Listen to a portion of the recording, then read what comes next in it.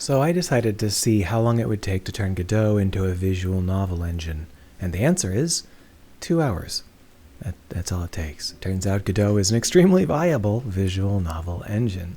I did it in 2D, but I think that it would be even easier in 3D. Let me show you what 2 hours gets you.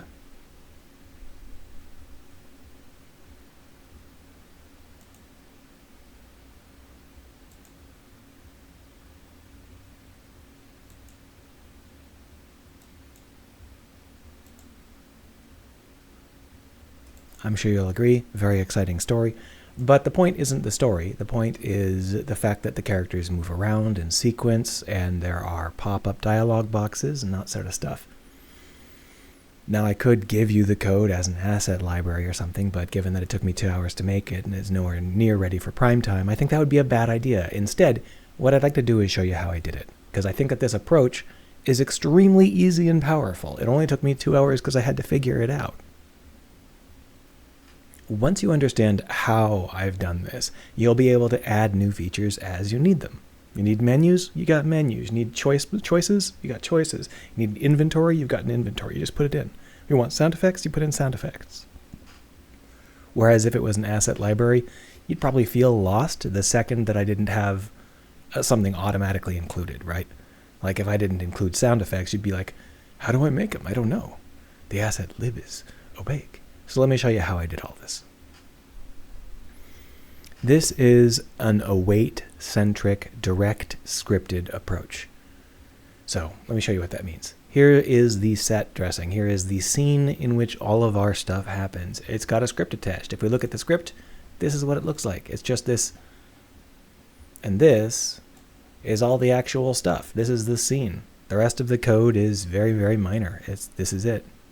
So basically, whenever you want to create a scene, you just create a new object and script something into the ready function here. This function ready comes default whenever you create a new script, and you just put all the stuff you need right in here and you're done.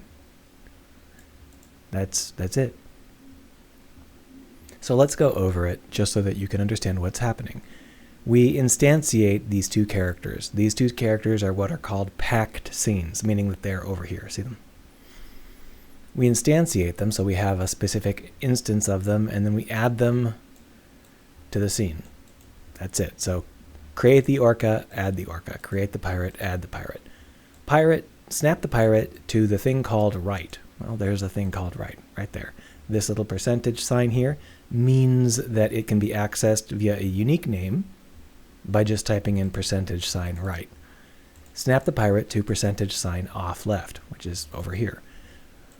Move the orca from off left to left over 2 seconds. So if we take a look, move the orca from off left to left over 2 seconds.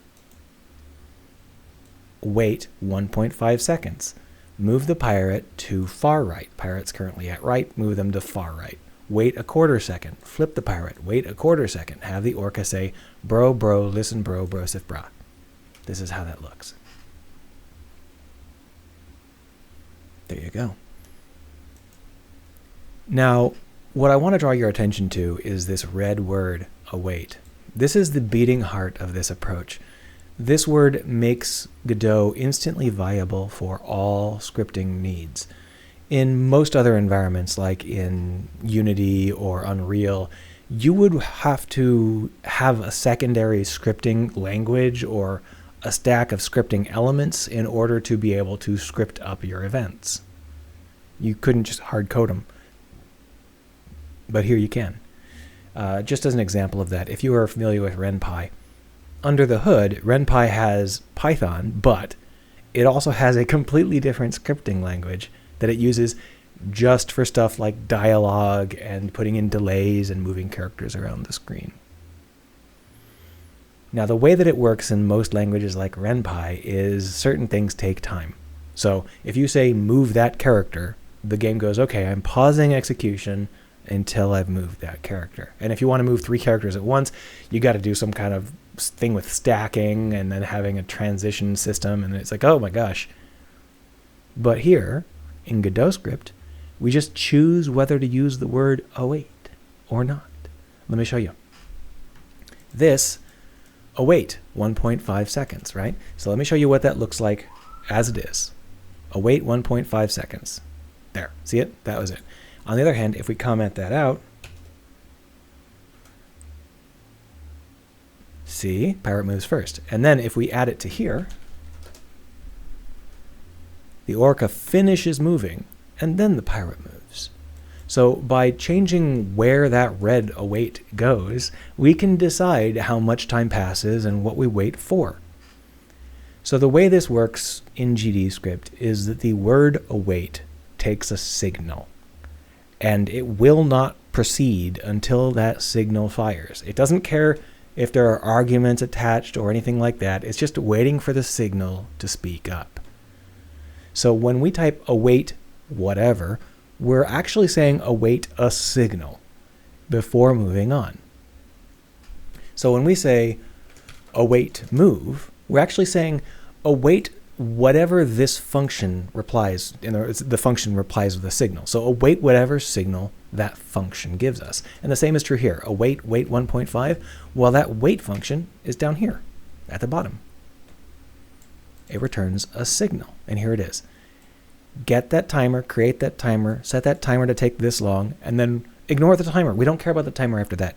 It's running. It can do its own thing. Who cares? Just return the signal. This is the signal that fires when that timer runs out. So that's all we need. So we await that timeout signal. And the same is true of move. The move function on the character returns a signal that fires when that character is done moving. And same with say. The say command returns a signal that fires when that character is done saying something. You do not have to actually wait. We can wait on the move or we can not, as we see fit. And this makes it incredibly powerful, because all of this stuff where I like wait 1.5 seconds, wait a quarter second, that's not boilerplate. That's me choosing how long I want to delay so that I can have multiple movements happening in a layered sequence.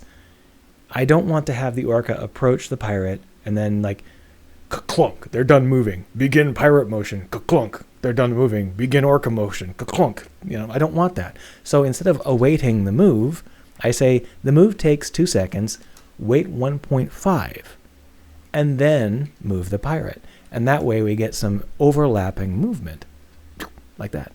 Instead of the much, much harsher,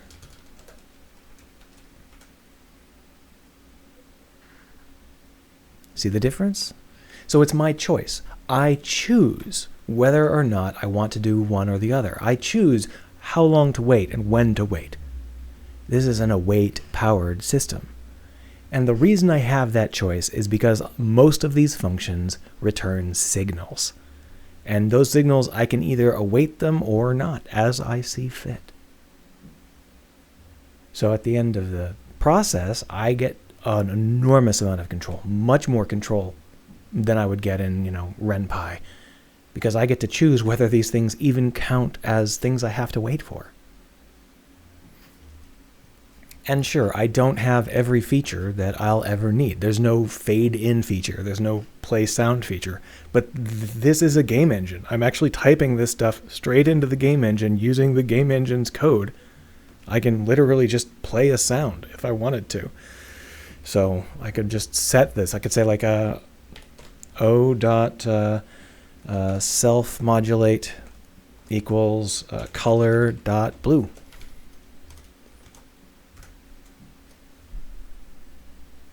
Now they're blue.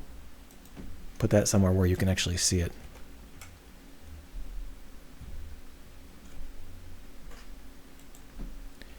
So this is an unbounded sequence. I can do anything I want, and it's just right here. Now this does have some downsides. The biggest downside is that it puts the text inside of files that get compiled. So if I have 100 scenes and they're each their own file, that means that I have to maintain 100 different files, and I won't be able to really tell what's going on all the time. They compile, they can't be easily translated. I have to maintain them as 100 separate points of interest. But for a small project, this is actually quite straightforward and quite easy to use. And you can always swap out these strings for tagged strings later so that you can, run some kind of translation algorithm, hire some folks to give you the German version of all of them and then run against the German database instead of this. But either way, this is not a bad place to start. This scripting language with these awaits allows us to script everything we want. So let's go over the details of what we're actually doing under the hood here, rather than just describing the waits. The first thing we're doing is we are not using a screen pixel setup. So this works at any resolution. And that is important because everybody has different resolutions. Some people have much bigger screens or smaller screens. Now, we don't change the size of this dialog box. We could, but that's just outside the scope of what I've been doing. But this approach here allows this to run equally well on someone's 4,000 pixel wide super monitor and someone's phone. The only thing we would need to do is give them the option to change how big the text boxes are at the bottom of the screen. Other than that, this just keeps working regardless of the size.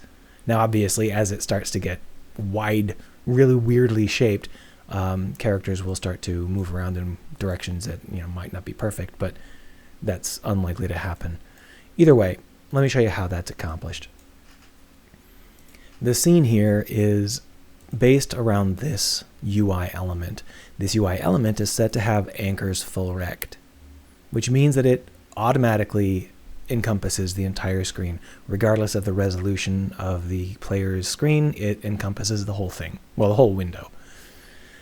Then I have these little red boxes attached to different points.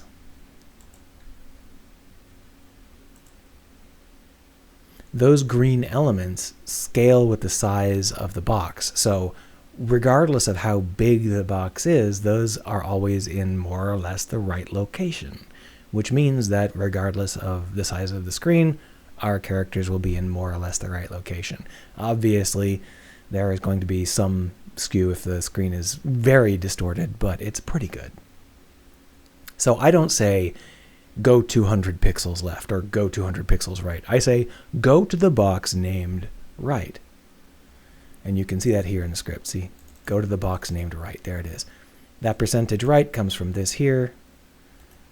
It's a unique name. It allows us to specify it with just this syntax here instead of having to do like a get node or something silly like that. So basically, if I wanted to create 100 different scenes, I could just copy this, duplicate this and make different, put different stuff in here if I wanted different stuff in here. And if I wanted new locations, like if I wanted someone to be able to fly away or something, I could just add more named boxes. I could even specify things in terms of pixels if I really wanted to, because I can do anything I want. It's a game engine. Now let's talk about the characters. I have characters as their own scenes, as you can see. I've got 3 characters here. There they are. See? Character Orca. Here is the character Orca scene. Looks like this. So in order to make sure that these characters remain the correct shape, I've had to make sure that they fill the entire screen vertically and then are the right amount wide for that amount of vertical space, right? I don't want them to squash or stretch. So in order to make them fill the vertical space, I set their anchors to V center. V right and V left would also work. These are all fine, these vertical ones. That means that it will, regardless of how big or small the screen is, it will stretch to fill the available space. Please note, if we put them in a sub-window, it will stretch to fill the entire sub-window. Because it just looks at its parent and it says, how high is my parent? I'm that tall. That's it. Whether it's a whole screen or just a tiny little box, I'm that tall. And then up here, this is a texture rect. If we take a look. Text, there it is. Texture rect, here it is. So this has a couple of additional features here. Expand mode, fit the width. Stretch mode, keep the aspect. And boom, there you go. You're perfectly fine. This means that it will never squash, it will never stretch, and it will always be exactly the height of the screen. And I can change that to, some subset of the height pretty easily by simply dragging these around. And now if I save that and I hit, we'll have a real short little, I accidentally played the character. I want to play this. I have it attached to the top of the screen right now. You could easily make this stuff attached to the bottom of the screen if you preferred, or have the character understand that it wanted to attach to the bottom of the screen. I just didn't. Either way, this is how you keep your character square. Square character is a happy character. This works regardless of the size and scale of the texture. If the texture is 600 pixels high and 100 pixels wide, it works. If the texture is 100 pixels high and 600 pixels wide, it works. If you have several different textures of several different sizes on the same character, it will automatically recalculate and work. Sounds pretty ideal to me. Now, one of the reasons that I make sure that every character is a separate character object is so that I can define all of the things that the character needs to have defined. For example, every character has their own unique dialog box, their own unique default sprite, and their own unique set of tagged sprites. There's the smile tag on this smiling face. I could add in more. I could add in a sound effect. I could add in clothing. I could add in stats. I could add in inventory. All I have to do is go into this script here, this script class name vn character extends text direct. I could add in more variables. Here are the variables over here. These are the 3 variables that we just discussed, the dialog box, the default sprite, and the tagged sprites. I could add more if I wanted. So one downside of the way I've done this is that each character is a separate copy of the scene. And that means that if I edit one of these, I do not edit them all. If I go over here to character base, it might be called character base, but there's no reliance. So if I were to add a button here,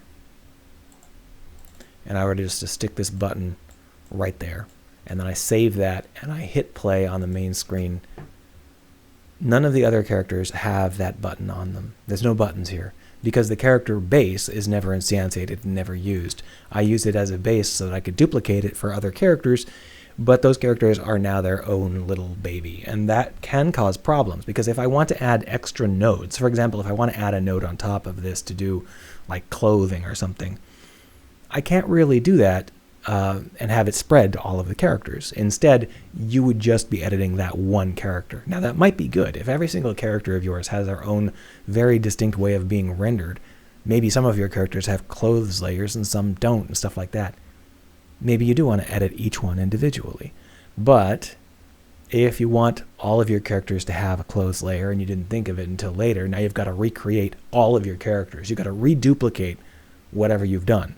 And that's a fair amount of work. So this is not ideal for a larger game or a more complex game. It works fine for smaller games, but for a larger game, what you'd want to do is you want to create a new resource type of character, and then you'd want to create individual resources for each character which contain all of the data references, like their textures and their name and that sort of stuff. Then you'd want to have one character UI scene that takes in a character data resource. And it doesn't matter what character data resource you pass it, it'll display it the same way. So that would be how you'd approach it in a more complex situation. I'm not doing it that way right now. But if I was going to do a full game that had 30 different characters or something, I might. Now let's look a little bit at how the character code works. We've got this ready, which just passes in that default sprite to the texture so that we make sure that we are, in fact, the character we're supposed to be. And then we've got a couple of additional things. So here's the attribute where we can look up something like a smile and make sure that our characters smile. So that just allows us to change what our character's texture currently is based on an attribute tag system. And in this case, smiling is the only option we've got. And you can see that happening. If we wanted to, we can go over here and run it, and you can watch them smile right there. See that? That's a smile. And then over here, that's a smile. That's what the attribute tag system gets us. It just allows us to replace the sprite on the texture with something from this dictionary, right? And if it can't find that attribute in the tagged sprites, it passes the default sprite in. Pretty basic, right? Snapping just moves the position to the target position, offset by half of our width. That way we are always putting our center line on the target position rather than our left edge. But if you wanted to put your left edge on that position, you could. It's up to you. You can decide how you want to code it, because I'm not giving you the code. Move is exactly the same as snap, except that it takes time and it returns a signal. Because it returns a signal, we can await a move, or we can let the move happen and not await it, however we want. So in this case, we get that same position, offset by half our width. Then we create a tween, and we tell the tween to animate the property on ourself, the property position, this position, over this long, with this transition type. If you're not aware, you can add in these default values on any argument so that you don't have to actually make those arguments every time you call it, which, if you might have noticed, we don't have any, these moves, they do not have all of the arguments. They just have the one they need. We only use those additional arguments if we wanted to change them. See? So these have defaults, and that's really valuable. So we tell the tween to do its job, and then we pass back the tween.finished event, or signal rather. And that signal allows us to wait for the tween or not, as we prefer. So it's the same as snap, except for we do it over time using a tween command. You might be thinking, I'm never going to remember this tween command. Is he asking me to code this? I don't want to code this. I don't know how to code this. Seriously, this is just one of those pieces of syntax that you have to keep looking up. Godot's got a lot of kind of arcane stuff, references that seem kind of strange, and this is one of those things. But if you search for Godot tween, this is what you find. So it's really quite easy to look up. Even brain-damaged Google can do it, so you can just look it up whenever you need it. It's the same with the timer, to wait for it to time out over a certain amount of seconds. Either way, the critical thing to remember is we return this signal. It's the signal that fires at the end of the event. It's the same with a timer, right? We return the signal that allows us to wait or not as we prefer. A lot of people use signals to bind to events. They're like, okay, when you're done, fire off this other function. But we don't need to do that because we don't need to split off into other functions. All we need to do is wait for the signal to say something. And then here we've got say. Say is basically just going to spawn up that dialog box, tell the dialog box what to say, add the dialog box to the root. We add it to the root, not to ourselves, because the dialog box is one of those nice big chunky dialog boxes at the bottom down here. So it doesn't get added to the character. Then it would just kind of follow the character around. If we had like a pop-up dialog box that would follow the character around, maybe that would make sense. But for our needs, we wanted to add it to the basic root rather than to the character. And then again, we return the signal because our dialog box has a signal that it fires off when it's done. This is a signal-powered setup. This is what I'm trying to get through to you. Anything that returns a signal, you can wait for that to happen. It says, here is what I will fire when I am done. And you say, all right, we're waiting for that. Or not, depending on whether you want to wait. Now the dialog box is a little bit more complex. If we were to take a look, I'll close these down real quick. Just like with the characters, we have individual packed scenes for each dialog box so that every character has their own dialog box. And just like with the individual characters, this does mean that if you want to change all of the dialog boxes, you're going to have to recreate all of the dialog boxes, which is far from ideal. But for our purposes, it works fine. So here's Anna's, and then here is Barry's. See, I moved Barry and I changed the color. So if you want to know how to lay this stuff out using the UI stuff, I'm using just a little bit of stuff. I've got a panel, and then I've got a panel container inside of it for the text, and then I've got another panel up here for the name, and that's the pretty basic stuff, right? You can see it over here. It's not very complex. I have this button down here, and then what happens is once the dialogue has finished playing, I tween the button up, so it goes whoop. Watch. Like so. Now, in reality, nobody's ever going to click that button because I am watching for any mouse click of any sort, so clicking the button is basically irrelevant, but the basic premise works fine. In addition, I wait, and if I click, you can see how it fills it out instantly, and then if I click again, it destroys itself. That's just a classic way of doing these things. I have a simple setup for that. I'll show it to you. But all of this is based on this one critical factor, and that is how much is being shown. This is something that Unreal desperately needs, and I don't know why they don't have it yet, but we have the ability to change the visibility of the individual text elements like this. See? So what I do is I change this visible ratio with a tween. You could also change the visible characters with a tween, but then you have to count how many characters, and yeah, it adds a little complexity, so I'm not doing it. So, and the end result is I have a tween that just changes this visible ratio, and you can see that in here. This is it. All of this code here.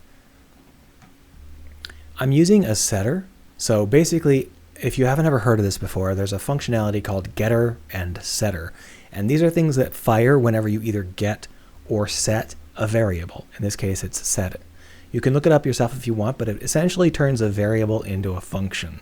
So in this case, if you set this dialog variable, it runs this function, and it sets the dialog, and then it runs the function reset text. That means that anytime you change the dialog, it will run reset text, which allows me to be very fast and loose with when I change the dialog. I can even change it mid-word if I want. I also keep track of the tween, and I do this because we can cancel the dialog like this, and I want to kill the tween when that happens. So I keep track of it. I wouldn't normally have to, but in this case I want to make sure that that tween stops running so it doesn't hide the text again, because if I reveal all the text and then the tween ticks, it's going to unreveal all that text. So I need to kill the tween. That's why I keep track of it. And then here's that signal that we fire. This is the one we can wait for if we want. So let's go over how it works. One of the things it does is here in reset text, this is one of the most, this is the function that gets run a lot. Here in Ready, we run reset text. We also run reset text whenever the dialog changes. So in reset text, we simply we set the dialog box's text to the dialog, and we set it to hidden. We also check if the node isn't ready. However, that should be, my bad. We'll pretend we didn't see that. Just because otherwise you'll get an error, a warning at least. So if the node isn't ready, don't do this. If the node is ready, set the text properly, set the visible ratio to 0 so that we can't see the text. And then if there is a tween, stop the tween, because I don't want it to be, screwing up the current attempt to display the text. Create a new tween in exactly the normal way. Tween property, animate our dialog box's visible ratio towards 1. Here you can see we set it to 0. Now we're setting it towards 1. And we want to spend as much time as this. And I think that would go better with some parentheses around it, just for clarity's sake. But there you go. We also set the transition to linear so that it doesn't go fast or start fast and then go slow or something like that. We want it to be nice and linear. We could do a lot more stuff here. We could have something where it takes into account spaces and carriage returns and stuff, but I don't want to. This is plenty good for what we're doing. And then we await tween.finished. That's right. This tween here, we then immediately stop and wait for it to finish. Once it's finished, we set it to null, and then we show the button, which just brings that button up. Whoop. This tween.finished might never fire, because if we kill the tween due to clicking, then that will never fire, and therefore we would skip this part of the code. So it's really important to understand that this await might never happen. Now another option would be to bind something to it, have a tween finished function that you bind, but this works fine, so I'm not too fussed. Here's that show button. All we do is get that tween.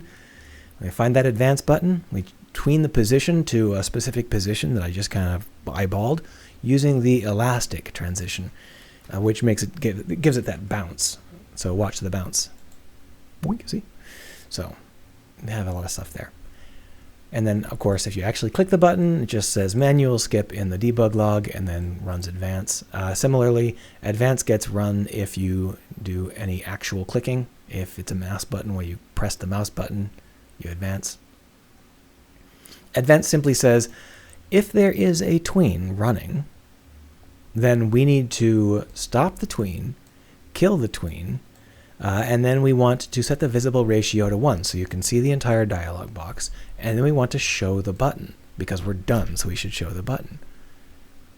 If there is no tween, which there won't be if you have already clicked once, print to the debug log and then destroy itself. Destroying itself just removes it from its parent and then completes itself, and then queue free tells the garbage collector to come and get some. Now this might seem like it's a complicated setup, and this is the most complicated part of what I've done so far, because this has got a lot of like if then else this do that logic. But essentially all it really does is pop up a text box that animates the visible percentage from 0 to 1, and if you click, it skips to the end of that animation, and if you click again, it deletes itself. That's it. So it sounds complicated, but it's not really that bad. And there's dozens of other ways to do it, so it's not terribly important to do it the exact way I did it. And that took me about 2 hours, and I enjoyed doing it. I really think that this is a great visual novel engine. Not my specific, I mean Godot in general, not my specific implementation. So I hope that you feel inspired to make some visual engines in Godot, visual novels in Godot. Let me know if you have any questions, and I'll try and help out. See you around.